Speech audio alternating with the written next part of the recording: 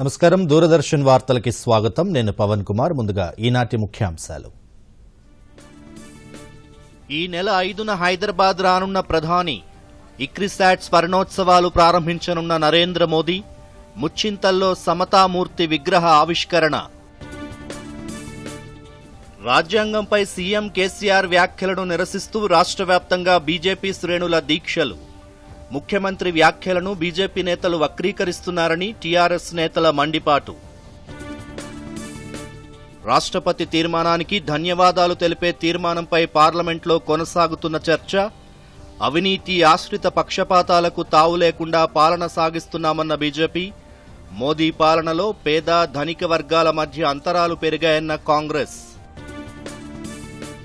కేంద్ర బడ్జెట్లో తెలంగాణకు తీవ్ర అన్యాయం చేశారంటూ లోక్సభలో టీఆర్ఎస్ విమర్శలు సమాఖ్య స్ఫూర్తిని కేంద్రం కాలరాస్తోందంటూ నామా నాగేశ్వరరావు ఆక్షేపణ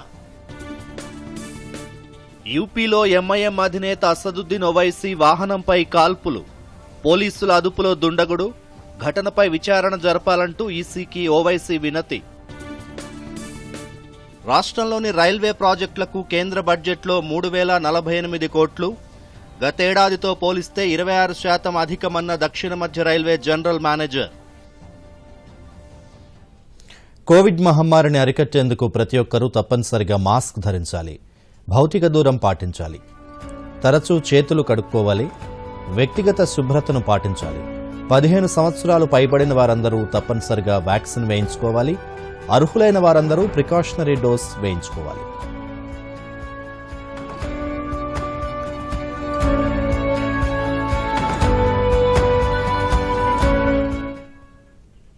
ఇక వివరాలు. ప్రధానమంత్రి నరేంద్ర మోదీ ఈ నెల 5న హైదరాబాద్ వస్తున్నారు. 5వ తేదీ మధ్యాహ్నం ప్రధాని ప్రత్యేక విమానంలో ఢిల్లీ నుంచి బేగంపేట విమానాశ్రయానికి చేరుకుంటారు. అక్కడి నుంచి హెలికాప్టర్లో ప్రధాని నగర శివార్లోని పటాన్ చెరువులో ఇక్రిసాట్ సంస్థను సందర్శించి ఆ సంస్థ స్వర్ణోత్సవాలను ప్రారంభిస్తారు. ఇక్రిసాట్ శాస్త్రవేత్తలతో సంభాషించి వారి నూతన పరిశోధన గురించి ప్రధాని అడిగి తెలుసుకుంటారు. ఇక్రిసాట్ ప్రయోగశాలలను, పరిశోధనలు జరుగుతున్న పంట పొలాలను ప్రధాని సందర్శిస్తారు. ఇక్రిసాట్లో ఏర్పాటు చేసిన ఫోటో ఎగ్జిబిషన్ను వీక్షిస్తారు. ఇక్రిసాట్ లోగోను, ప్రత్యేక తపాలా బిళ్లను ఆవిష్కరిస్తారు. ఇక్రిసాట్లో కొత్తగా ఏర్పాటైన 2 పరిశోధనా కేంద్రాలను ప్రధాని ప్రారంభించి ఆసియా, ఆఫ్రికా ఖండాలకు చెందిన సన్నకారు రైతులకు అంకితమిస్తారు. అనంతరం సాయంత్రం 5 గంటలకు ప్రధాని శంషాబాద్ మండలం ముచ్చింతల్ సమీపంలో ఏర్పాటైన శ్రీ రామానుజాచార్య సమతామూర్తి విగ్రహాన్ని జాతికి అంకితం చేయనున్నారు. శ్రీ రామానుజాచార్య సహస్రాబ్ది వేడుకల్లో భాగంగా శ్రీ రామానుజాచార్య ఆశ్రమ ఆధ్వర్యంలో రూపొందిన 216 అడుగుల ఎత్తు ఉన్న సమతామూర్తి విగ్రహాన్ని పంచలోహాలతో తయారు చేశారు. ప్రపంచంలోనే ఆసీనులై ఉన్న విగ్రహాల్లో ఇది 2వ అతిపెద్ద విగ్రహం. పర్యటనలో భాగంగా ప్రధానమంత్రి విగ్రహం వద్ద ఏర్పాటు చేసిన 108 చిన్న విగ్రహాలను సందర్శిస్తారు. అనంతరం కార్యక్రమంలో పాల్గొనే ఆహుతులు, సామాన్య ప్రజలను ఉద్దేశించి ప్రధాని నరేంద్ర మోదీ ప్రసంగిస్తారు.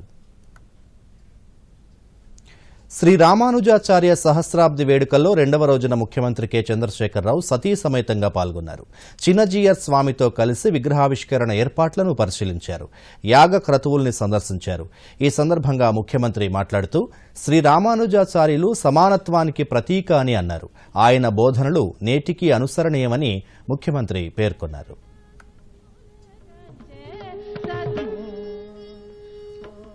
కాగా సహస్రాబ్ది వేడుకల్లో తెలుగు రాష్ట్రాలతో పాటు తమిళనాడు, నేపాల్, అయోధ్యలోని జీయర్ స్వాములు హాజరై మహాయాగాన్ని నిర్వహిస్తున్నారు. ఈ క్రతువు ఈ నెల 14 వరకు కొనసాగుతుంది. కాగా మంత్రి హరీష్ రావు ఈ ఉత్సవాలకు హాజరై ఏర్పాట్లను పరిశీలించారు. పోలీసు ఉన్నతాధికారులతో సమావేశమై ప్రధాని పర్యటన ఏర్పాట్లపై చర్చించారు. ఈ నేపథ్యంలో ముచ్చింతల్లో భద్రతను కట్టుదిట్టం చేశారు.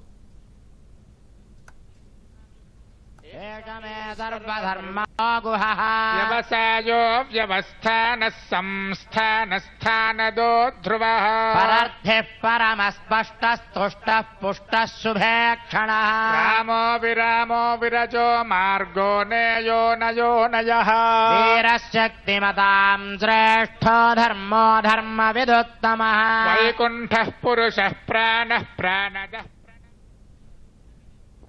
రాష్ట్రపతి ప్రసంగానికి ధన్యవాదాలు తెలిపే తీర్మానంపై రాజ్యసభలో 2వ రోజు చర్చ కొనసాగింది.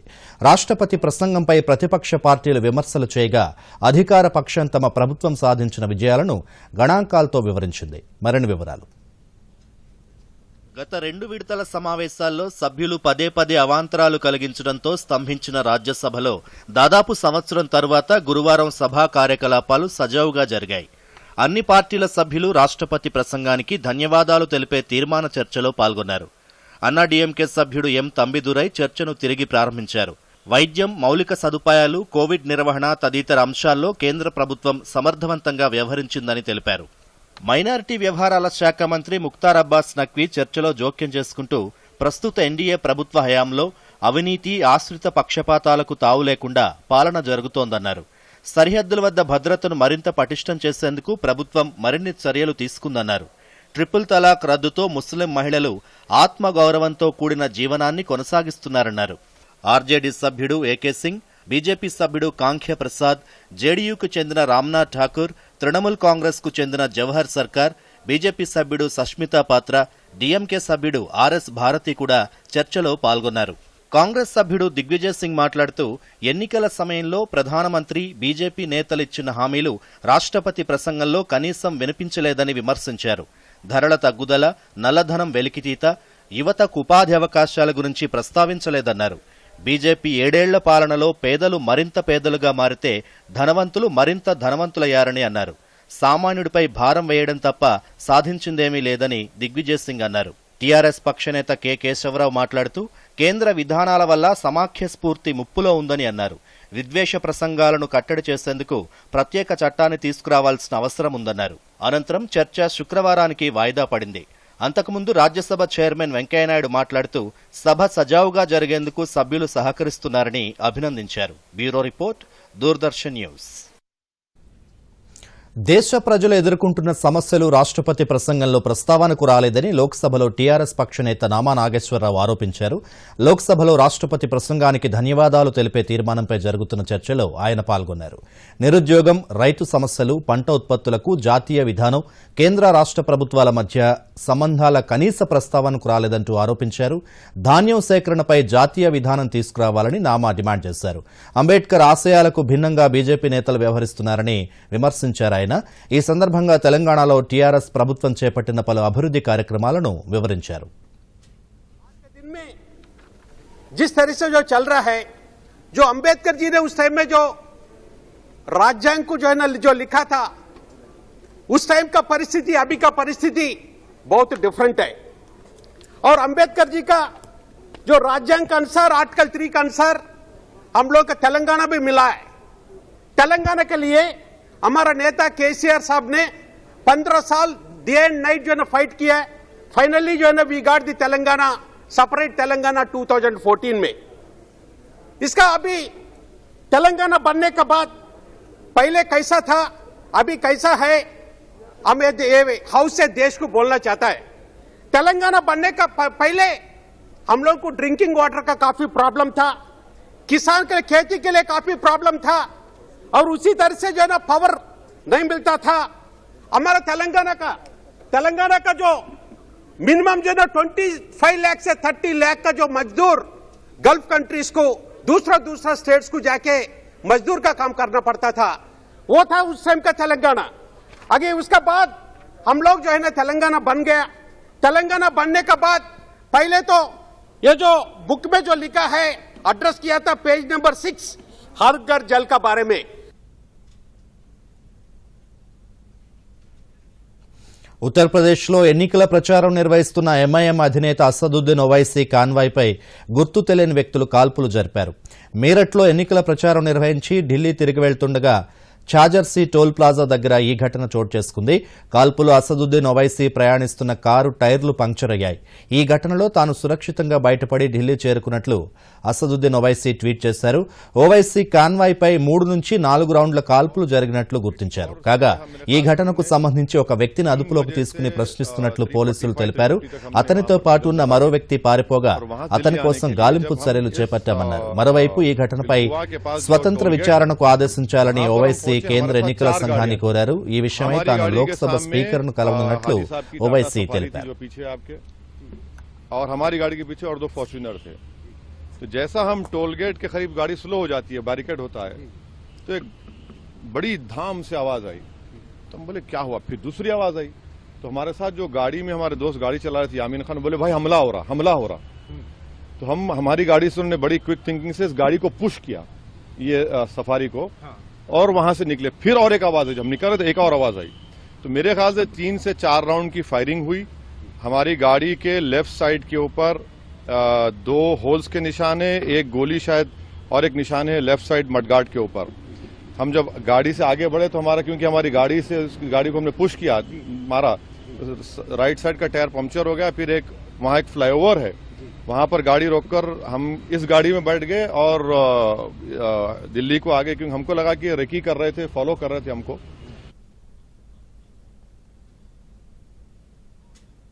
హాయ్ మామ్, మళ్ళీ షాపింగా? మాయా, మీరు దీన్ని గారాబం చేసేశారు. లిమిట్ గా చేస్తే ఏది చెడ్డది కాదు. లిమిట్ లేకుండా షాపింగ్ చేస్తుంది మీ కార్డ్ తో యాడ్ ఆన్ కరా. నేనైతే కార్డుకి లిమిట్ సెట్ చేసేసాను. దానివల్ల లాభం ఏంటంటే రిస్క్ తగ్గిపోతుంది. అంతేకాక ఫ్రాడ్ జరిగినా కూడా వెంటనే బ్యాంక్ చెప్పండి, నష్టం తక్కువ. తాతయ్య, నెక్స్ట్ టైం ఈ pink dress. You are the limit. Limit మాత్రం సెట్టే. ఆర్బీఐ అంటుంది, విషయాలు తెలుసుకోండి, జాగరూకంగా ఉండండి. మేడారం జాతరలో కోవిడ్ నిబంధనల అమలుకు చర్యలు తీసుకుంటున్నట్లు రాష్ట్ర ప్రభుత్వం హైకోర్టుకు తెలిపింది. రాష్ట్రంలో కోవిడ్ పరిణామాలపై దాఖలైన వ్యాజ్యాలను హైకోర్టు విచారించింది. కరోనా కట్టడికి ప్రభుత్వం తీసుకుంటున్న చర్యలపై వైద్య ఆరోగ్య శాఖ నివేదిక సమర్పించింది. రాష్ట్రంలో కరోనా పాజిటివిటీ రేటు 3.4% ఉందని ఈ నివేదికలో ప్రజారోగ్య సంచాలకులు శ్రీనివాసరావు వెల్లడించారు. రాష్ట్రంలో కరోనా కేసులు తగ్గుముఖం పట్టాయని హైకోర్టుకు నివేదించారు. జీహెచ్ఎంసీ పరిధిలో 4.64%, మేడ్చల్ మల్కాజ్గిరిలో 3.76%, అత్యల్పంగా గద్వాల్ జిల్లాలో 1.45% పాజిటివిటీ రేటు నమోదైనట్లు కోర్టుకు తెలిపారు. రాష్ట్ర వ్యాప్తంగా 99 లక్షల ఇళ్లలో ఫీవర్ సర్వే పూర్తి చేశామని కోర్టుకు తెలియజేశారు. సర్వే అనంతరం 4,32,000 మందికి మెడికల్ కిట్లు అందించామని చెప్పారు. వాదనల అనంతరం కేసు విచారణను హైకోర్టు ఈ నెల 20కి వాయిదా వేసింది. రాష్ట్రంలో అత్యంత పారదర్శకంగా డబుల్ బెడ్రూమ్ ఇళ్లను పంపిణీ చేస్తున్నామని ఐటీ, మున్సిపల్ శాఖ మంత్రి కె తారక రామారావు తెలిపారు. హైదరాబాద్లోని ఖైరతాబాద్, ఇందిరానగర్లో నిర్మించిన డబుల్ బెడ్రూమ్ ఇళ్లను లబ్దిదారులకు అందజేశారు. ఈ సందర్భంగా నిర్వహించిన బహిరంగ సభలో మంత్రి కేటీఆర్ మాట్లాడుతూ జీహెచ్ఎంసీ పరిధిలో 9,714 కోట్ల రూపాయల వ్యయంతో డబుల్ బెడ్రూమ్ ఇళ్లను నిర్మిస్తున్నట్లు తెలిపారు. పేద ప్రజలకు సొంతింటి కలను సాకారం చేసేందుకు సీఎం కేసీఆర్ ఈ పథకాన్ని చేపట్టారన్నారు.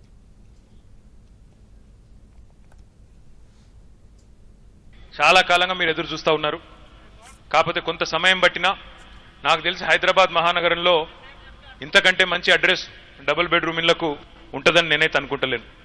ఒక పక్కనే ఐమాక్స్, మరొక పక్కనే బ్రహ్మాండంగా ఈరోజు హుస్సేన్ సాగరు, ఇంకో పక్కన కొత్తగా కడుతున్న సెక్రటేరియట్, మరొక పక్కన రాబోయే రోజుల్లో మీరే చూడబోతారు 125 ఫీట్ల అడుగుల్లో ఉండే అద్భుతమైన అంబేద్కర్ విగ్రహం కూడా పక్కనే రాబోతున్నది. ఇవన్నిటికీ పక్కనే మీరు వస్తూ ఉన్నారు. కాబట్టి నాకు తెలిసి హైదరాబాద్లో 2022-23 బడ్జెట్లో తెలుగు రాష్ట్రాలకు 10,080 కోట్ల రూపాయలు కేటాయించినట్లు దక్షిణ మధ్య railway general manager Sanjeev Kishore తెలిపారు. బడ్జెట్లో దక్షిణ మధ్య రైల్వే తెలుగు రాష్ట్రాలకు కేటాయింపులను వర్చువల్గా జరిగిన సమావేశంలో వివరించారు. తెలంగాణకు వచ్చే ఆర్థిక సంవత్సరానికి 3,048 కోట్లు కేటాయించారని, గత ఏడాదితో పోలిస్తే ఇది 26% అధికమని చెప్పారు. కొత్త లైన్లు, డబుల్ లైన్లు, మూడో లైన్, విద్యుదీకరణకు 9,125 కోట్లు కేటాయించారన్నారు. మునీరాబాద్, మహబూబ్ నగర్ కొత్త లైన్కు 289 కోట్లు, భద్రాచలం సత్తుపల్లికి 163 కోట్లు, మనోహరాబాద్ కొత్తపల్లికి 160 కోట్లు, అక్కన్నపేట మెదక్ లైన్కు 41 కోట్లను కేటాయించినట్లు దక్షిణ మధ్య రైల్వే జీఎం తెలిపారు. రాజ్యాంగంపై సీఎం కేసీఆర్ వ్యాఖ్యలు నిరసిస్తూ బీజేపీ నేతలు రాష్ట్ర వ్యాప్తంగా బీజేపీ భీమ్ దీక్ష పేరిట ఆందోళన నిర్వహించారు. మండల కేంద్రాల వారీగా పార్టీ కార్యకర్తలు దీక్షకు దిగారు. హైదరాబాద్ నాంపల్లిలోని ప్రధాన కార్యాలయంలో ఓబీసీ మోర్చా జాతీయ అధ్యక్షుడు డాక్టర్ కె లక్ష్మణ్ దీక్ష నిర్వహించగా, ఢిల్లీలోని తెలంగాణ భవన్ వద్ద రాష్ట్ర బీజేపీ అధ్యక్షుడు బండి సంజయ్ దీక్షలో పాల్గొన్నారు. అనంతరం సంజయ్ విలేకరులతో మాట్లాడుతూ సీఎం కేసీఆర్ వ్యాఖ్యలను తీవ్రంగా ఖండించారు. ఈ అంశంపై ముఖ్యమంత్రి స్పందించాలని ఆయన డిమాండ్ చేశారు. మరోవైపు బడ్జెట్లో తెలంగాణకు జరిగిన అన్యాయంపై మాట్లాడకుండా బీజేపీ నేతలు కొత్త రాజ్యాంగ ప్రతిపాదనపై మాట్లాడుతున్నారని మంత్రి తలసాని శ్రీనివాస్ యాదవ్ విమర్శించారు. టీఆర్ఎస్ శాసనసభ పక్ష కార్యాలయంలో ఎమ్మెల్యేలు మాగంటి గోపీనాథ్ తదితరులతో కలిసి ఆయన మీడియాతో మాట్లాడారు. సీఎం కేసీఆర్ మాటలను బీజేపీ నేతలు పక్కదారి పట్టించే ప్రయత్నం చేస్తున్నారని ఆరోపించారు. బడ్జెట్లో అణగారిన వర్గాలకు న్యాయం జరగలేదనే ఆవేదనతో అన్ని వర్గాలకు న్యాయం జరగాలంటే కొత్త రాజ్యాంగం అవసరమని ముఖ్యమంత్రి అన్నారని వివరించారు. రాజ్యాంగ మార్పుపై చర్చతో లోతైన చర్చ జరగాలన్నదే ముఖ్యమంత్రి అభిప్రాయమని ఆయన స్పష్టం చేశారు.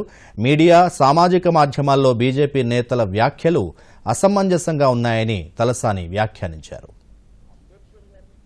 వరంగల్ జిల్లా నర్సంపేట పట్టణంలో తెలంగాణ గిరిజన సంక్షేమ బాలుర గురుకుల విద్యాలయాల్ని గిరిజన సంక్షేమ శాఖ మంత్రి సత్యవతి రాథోడ్ ప్రారంభించారు.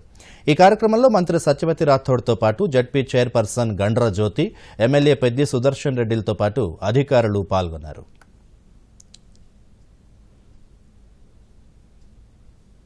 అనంతరం జరిగిన సమావేశంలో మంత్రి మాట్లాడుతూ దేశంలోనే మొట్టమొదటి సైనిక్ స్కూల్ ఈ ప్రాంతంలోని అశోక్ నగర్ గ్రామంలో ఏర్పాటవడం గొప్ప విషయమన్నారు. ముఖ్యమంత్రి కేసీఆర్ విద్యకు అత్యంత ప్రాధాన్యం ఇస్తున్నారని చెప్పారామె. రాష్ట్రం ఏర్పడి 7 సంవత్సరాల కాలంలోనే 22 గిరిజన రెసిడెన్షియల్ డిగ్రీ కాలేజీలను గిరిజన విద్యార్థుల కోసం ప్రభుత్వం ఏర్పాటు చేసిందన్నారు. అందులో 15 రెసిడెన్షియల్ పాఠశాలలు బాలికలకు కేటాయించామన్నారు. నాన్ టీచింగ్ స్టాఫ్ మొత్తం కూడా మాకు ఇవ్వడం నిజంగా మా అదృష్టం. మరి వారు చెప్పారు అంటే ఎంత విద్య మీద ఎంత మనసు పెట్టి పనిచేస్తున్నారనే దానికి ఒక ఉదాహరణ. భారతదేశంలో ఎక్కడ లేని విధంగా తెలంగాణ రాష్ట్రంలో గిరిజన పాఠశాల, గిరిజన గురుకులాల్లో బ్రహ్మాండంగా గిరిజన బిడ్డలు ఉన్నత విద్యను అభ్యసించేవారు. ఈ రోజు రాష్ట్ర ప్రభుత్వం ఇచ్చిన అవకాశం ద్వారా ఈ సంవత్సరం 100కు పైగా ఐఐటీలలో సీట్లు గిరిజన బిడ్డలు సాధించారు. 48 మంది మెడికల్ సీట్లు ఎన్ఐటీలో, నీట్లో 48 మంది గిరిజన బిడ్డలకు మెడికల్ సీట్లు కూడా వచ్చాయి అని అంటే ఏ విధంగా ఈ అవకాశాన్ని గిరిజన బిడ్డలు సద్వినియోగం చేసుకుంటున్నారు మరి దీని ద్వారా అర్థం చేసుకోవచ్చు. మరి ఈ సంవత్సరం బడ్జెట్ లోనే మీరు కోరుకున్నట్టు గిరిజన డిగ్రీ పాఠశాలను కూడా మంజూరు ఇస్తామని చెప్పి ఈ సందర్భంగా తెలియజేస్తూ రాష్ట్రంలోని అన్ని ప్రభుత్వ పాఠశాలని ఇంగ్లీష్ మీడియంలోకి మార్చబోతున్నాం. దేశంలో ఇతర వెనుకబడిన వర్గాలు ఓబీసీల జనగణన చేపట్టాలని రాజ్యసభ ఎంపీ బడుగు లింగయ్య యాదవ్ కేంద్రానికి విజ్ఞప్తి చేశారు. రాజ్యసభ 0 అవర్లో ఈ అంశాన్ని ప్రస్తావిస్తూ ఓబీసీ గణనపై కేంద్ర ప్రభుత్వం ఎటువంటి చర్యలు తీసుకోవడం లేదని విమర్శించారు. ఓబీసీ గణన చేపట్టాలని తెలంగాణ సహా పలు రాష్ట్రాలు తీర్మానం చేశాయని ఆయన గుర్తు చేశారు. వెనుకబడ్డటువంటి కులాల వాళ్ళు 70% దాకా 60% దాకా ఉన్నారని లెక్కలున్నాయి సార్. ఈ నేషనల్ బ్యాక్వర్డ్ క్లాస్ కమిషన్ చెప్పినప్పుడు కూడా ఆ రోజు చర్చల్లో ఆనాటి హోంశాఖ మంత్రి రాజ్నాథ్ సింగ్ గారు కూడా సభలో స్పష్టంగా బీసీ కులాల యొక్క జనాభా లెక్కలు చేపడతామని చెప్పి ఆగస్టు 31, 2018లో వారు చెప్పినారు సార్. బీసీ జనగణన కోసం రోడ్ మ్యాప్ కూడా తయారు చేస్తున్నామని చెప్పి ఆ రోజు వారు ప్రకటన చేయడం జరిగింది సార్. కానీ దురదృష్టం ఏంటంటే ఇప్పటి వరకు కూడా ప్రకటన లేదు. ఇటీవల కేంద్రం సుప్రీంకోర్టు ఇచ్చినటువంటి అఫిడవిట్ లో బీసీ జనగణన చేయటం సాధ్యం కాదు అన్నదని చెప్పి అది ఒక సాకుతోటి కేంద్ర ప్రభుత్వం ఈ ఓబీసీలకు వర్గీకరణ జరపడం లేదని మా ఆలోచన సార్. మరి గతంలో బ్రిటిష్ పాలకులు ఉన్నప్పుడు నిర్వహించిందే తప్ప ఈ జనగణన, ఈ యొక్క లెక్కలు ఈ స్వతంత్రం వచ్చిన 75 సంవత్సరాల్లో ఈ ఓబీసీల యొక్క మరి జనాభా లెక్కలు చేయకపోవటం ఈ యొక్క కేంద్ర ప్రభుత్వం యొక్క నిర్లక్ష్య వైఖరికి నిదర్శనం సార్. తమ ద్వారా నేను తెలియజేసేది ఏంటంటే ఈ దేశంలో జంతువులకు కూడా లెక్కలు కడుతున్నారు, ఎన్ని జంతువులు ఉన్నాయని చెప్పి. కానీ ఓబీసీలు ఎంతమంది ఉన్నారని లెక్కలు కట్టకపోవడం దురదృష్టం సార్. అందుకని మేము డిమాండ్ చేస్తున్నాం. దేశంలోని 16 రాష్ట్రాలు, కేంద్రపాలిత ప్రాంతాలు కోవిడ్ టీకా మొదటి డోసు పంపిణీలో 100% లక్ష్యాన్ని సాధించాయని కేంద్ర వైద్య ఆరోగ్య శాఖ సంయుక్త కార్యదర్శి లవ్ అగర్వాల్ తెలిపారు. ఢిల్లీలో మీడియాతో మాట్లాడుతూ 34 రాష్ట్రాల్లో కోవిడ్ తగ్గుముఖం పట్టగా కేరళ, మిజోరం రాష్ట్రాల్లో కేసులు పెరుగుతున్నాయని చెప్పారు. దేశవ్యాప్తంగా 268 జిల్లాల్లో పాజిటివిటీ శాతం 5 కన్నా తక్కువగా ఉందన్నారు. ఒమిక్రాన్ వేరియంట్ సోకిన బాధితులు ఇతర అనారోగ్య సమస్యలకు శస్త్రచికిత్స అవసరమైతే చేయించుకోవచ్చని సూచించారు. అంతకుముందు వచ్చిన వేరియంట్ల తరహాలో శస్త్రచికిత్సలకు బాధితులు భయపడాల్సిన అవసరం లేదని లవ్ అగర్వాల్ స్పష్టం చేశారు.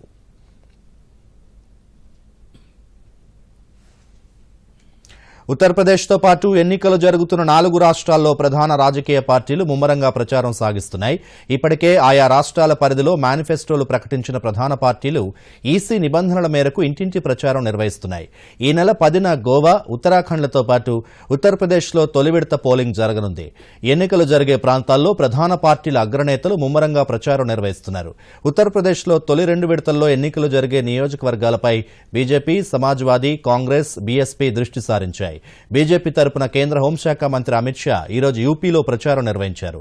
బీఎస్పీ అధినేత్రి మాయావతి, సమాజ్వాదీ పార్టీ అధ్యక్షుడు అఖిలేష్ యాదవ్లు కూడా సుడిగాలి పర్యటనలతో ప్రచారాలు కొనసాగిస్తూ ఓటర్లను ఆకట్టుకుంటున్నారు. సాగుకు సాంకేతిక పరిజ్ఞానం అందించడం ద్వారా రైతులను రాజుగా చేసేందుకు తమ ప్రభుత్వం ప్రయత్నిస్తోందని ప్రధానమంత్రి నరేంద్ర మోదీ అన్నారు. కేంద్ర బడ్జెట్ వ్యవసాయ రంగానికి పెద్దపీట వేసిందన్నారు. కిసాన్ డ్రోన్ల ద్వారా రైతులకు పెట్టుబడి వ్యయం తగ్గించే ప్రయత్నాలు చేస్తున్నట్లు తెలిపారు. భూమిలో పోషకాల లభ్యత, స్వభావాన్ని బట్టి పంటలు సాగు చేసేలా ప్రణాళికలు అమలు చేస్తున్నామన్నారు.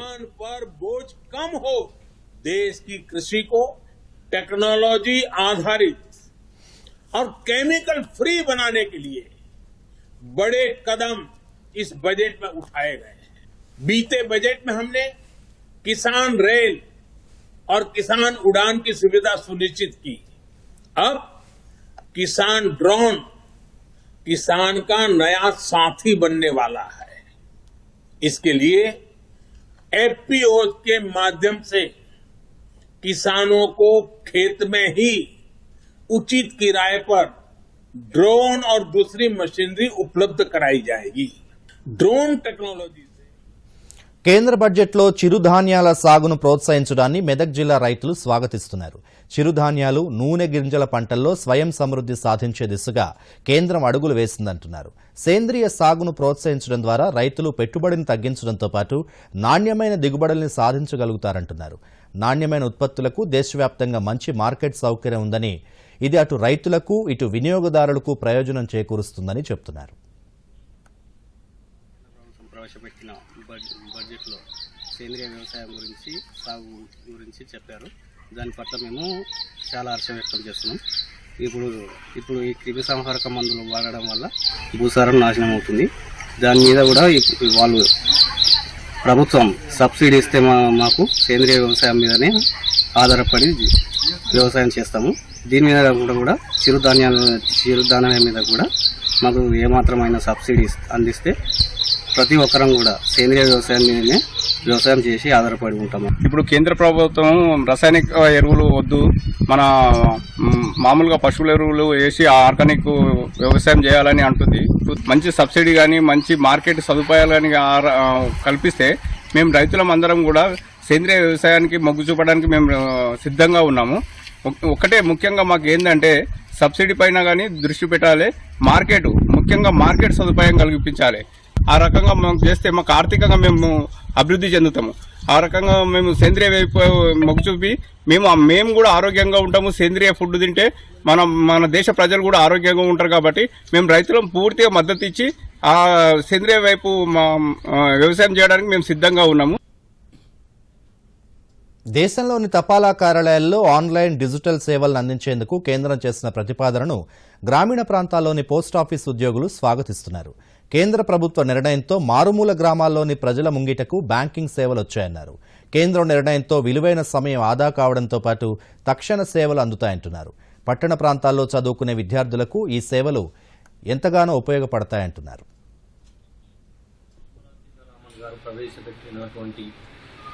బడ్జెట్ పోస్ట్ ఆఫీస్ ఆనందదాయకంగా ఉంది. పోస్ట్ ఆఫీస్లో ఉండబడినటువంటి 150,000 పోస్ట్ ఆఫీసులు డిజిటల్ సేవలు చేశారు. దాని వలన మారుమూల ఉన్న ప్రాంతాల ప్రజలకు చాలా ఉపయోగంగా ఉంటుంది. ఎందుకంటే పట్టణాలకు వచ్చి వాళ్ళు బ్యాంకు సేవలు తీసుకోవడానికి మారుమూల ప్రాంతాల గిరిజన ప్రజలకు చాలా ఇబ్బందిగా ఉంటుంది. అట్లాంటిది ప్రతి ఊర్లో పోస్ట్ ఆఫీస్ ఉంది. ఆ పోస్ట్ ఆఫీస్లో డిజిటల్ సేవలు చేయటం వలన వాళ్ళ ఊర్లోనే బ్యాంకింగ్ సేవలు కూడా తీసుకునే వీలుంటుంది. కాబట్టి ఇది చాలా ఆనందదాయకంగా ఉంది. కేంద్ర ప్రభుత్వం ప్రవేశపెట్టినటువంటి బడ్జెట్లో గ్రామీణ ప్రాంతాల్లో ఉన్నటువంటి పోస్ట్ ఆఫీసులను బ్యాంకింగ్ రంగంలోకి తీసుకురావడానికి అనేక ప్రతిపాదనలు చేయడం జరిగింది. ఇది నిజంగా ఉద్యోగులుగా మేము చాలా హర్షిస్తున్నాం. ఎందుకంటే గ్రామీణ ప్రాంతాల్లో ఉన్నటువంటి ప్రజలకు ఇంటి వద్దకే సేవలు అందేటువంటి అవకాశం ఉంది. అలాగే కేంద్ర ప్రభుత్వంలో పనిచేస్తున్నటువంటి ఉద్యోగులకు కొద్దిగా నిరాశాజనకమైనటువంటి అంశం ఏంటంటే వాళ్లకు ఐటీ పరిమితిపై కొత్త ప్రతిపాదనలు చేయకుండానే బడ్జెట్ ప్రసంగం ముగిసింది. బీజింగ్ వింటర్ ఒలింపిక్స్ ప్రారంభోత్సవ వేడుకలు ముగింపు వేడుకల్లో భారత దౌత్యవేత్తలు పాల్గొనరని విదేశాంగ శాఖ స్పష్టం చేసింది. ఆ శాఖ అధికార ప్రతినిధి అరిందమ్ బాగ్చి ఢిల్లీలో మీడియాతో మాట్లాడుతూ వింటర్ ఒలింపిక్స్ ను చైనా రాజకీయం చేయడం విచారకరమని అన్నారు. ఈ క్రీడల ప్రారంభోత్సవ కార్యక్రమంలో చైనా క్రీడాకారుల బృందానికి గాల్వన్ సైనికుడు నేతృత్వం వహిస్తున్నాడనే వార్తలపై స్పందిస్తూ ఆయన ఈ మేరకు వ్యాఖ్యానించారు.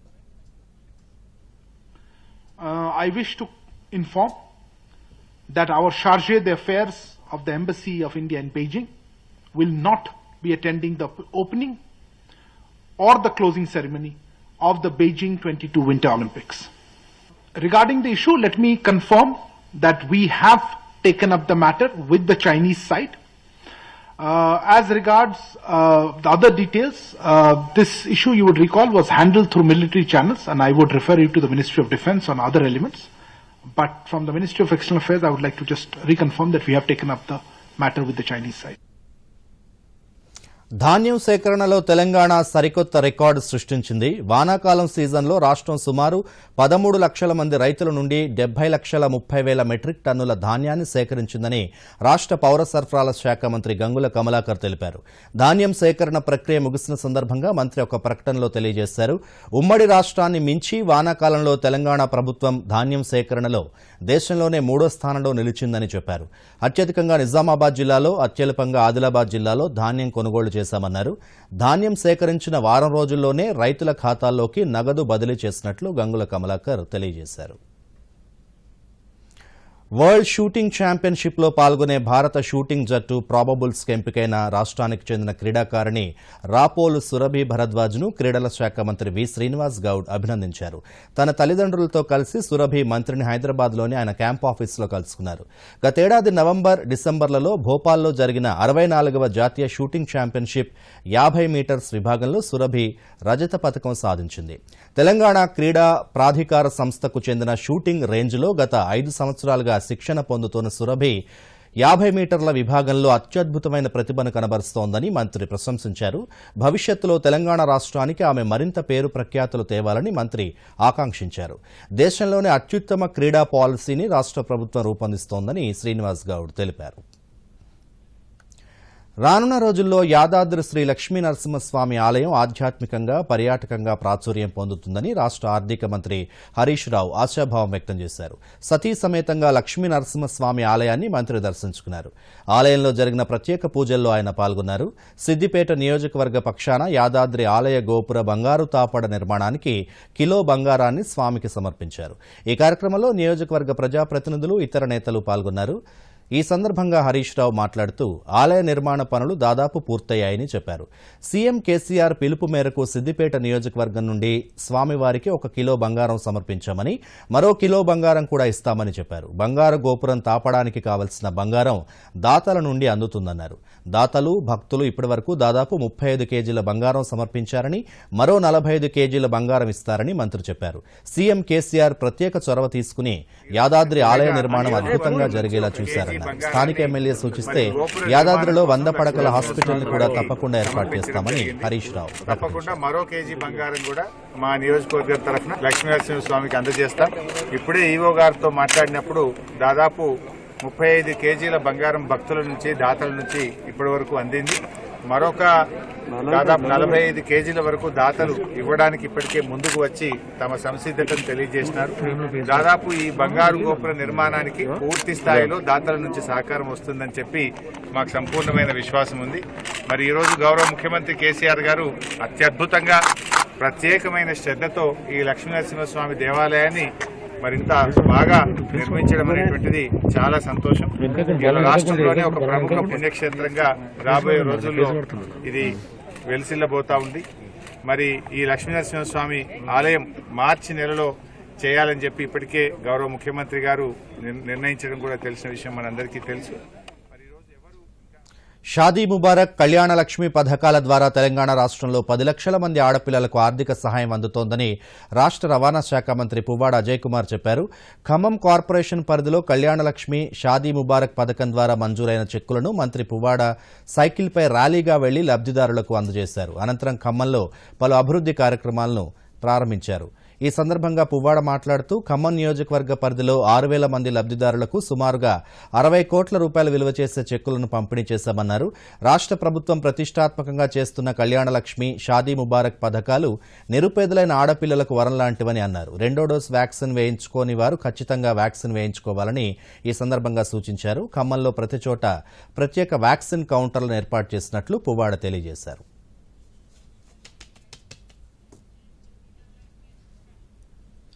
మరోసారి ముఖ్యాంశాలతో వార్తలు ముగిద్దాం. నమస్కారం.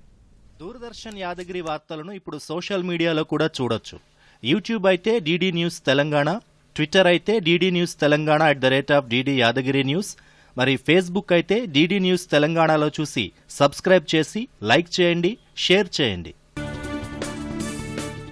ఈ నెల 5న హైదరాబాద్ రానున్న ప్రధాని, ఇక్రిసాట్ స్వర్ణోత్సవాలు ప్రారంభించనున్న నరేంద్ర మోదీ, ముచ్చింతల్లో సమతామూర్తి విగ్రహ ఆవిష్కరణ.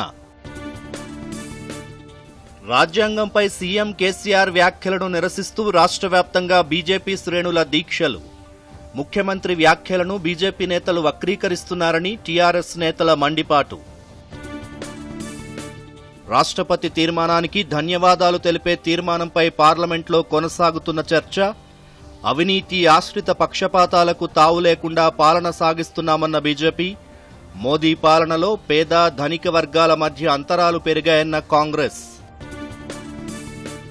కేంద్ర బడ్జెట్లో తెలంగాణకు తీవ్ర అన్యాయం చేశారంటూ లోక్సభలో టీఆర్ఎస్ విమర్శలు.